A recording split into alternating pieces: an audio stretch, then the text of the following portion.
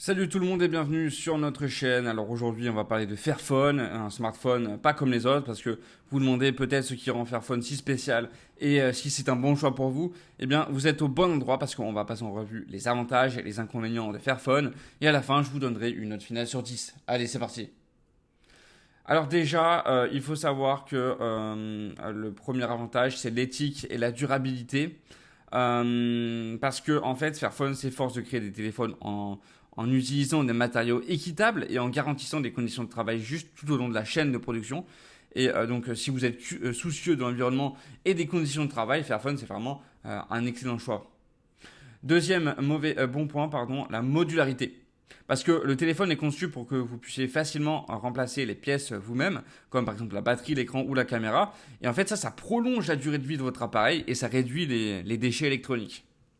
Troisième bon point, la réparabilité. Parce que Fairphone obtient souvent de très bons scores en termes de réparabilité sur des sites comme par exemple iFixit. Et ça signifie qu'en fait, vous pouvez réparer votre téléphone à moindre coût et avec moins de difficultés, ce qui est un énorme plus comparé à d'autres smartphones sur le marché. Quatrième bon point, le soutien logiciel prolongé. Parce que Fairphone propose un soutien logiciel prolongé, ce qui est rare dans l'industrie des smartphones. Ça signifie que si vous, que vous recevrez en fait des mises à jour de sécurité et des mises à jour de système d'exploitation plus longtemps, ce qui améliore la durée de vie de votre appareil et la sécurité de vos données. Cinquième bon point, l'engagement communautaire. Parce que Fairphone a une communauté d'utilisateurs très engagés. Donc si vous avez des problèmes ou des questions, vous pouvez souvent trouver des réponses sur les forums communautaires, ce qui est très utile pour les utilisateurs novices. Ok, maintenant on va voir les inconvénients. Et le premier inconvénient, déjà, ce sont les performances techniques. Parce que bien que Fairphone soit excellent sur le plan éthique, ses performances techniques peuvent ne pas rivaliser avec des smartphones haut de gamme des grandes marques. Les composants comme le processeur et la caméra sont souvent moins puissants, ce qui peut être un inconvénient pour les utilisateurs exigeants. Deuxième mauvais point, les prix élevés. Parce que Fairphone, c'est généralement un peu plus cher que d'autres smartphones aux caractéristiques similaires. Le coût supplémentaire est dû à l'engagement envers l'éthique et la durabilité, mais ça peut être un obstacle pour ceux qui ont un budget serré.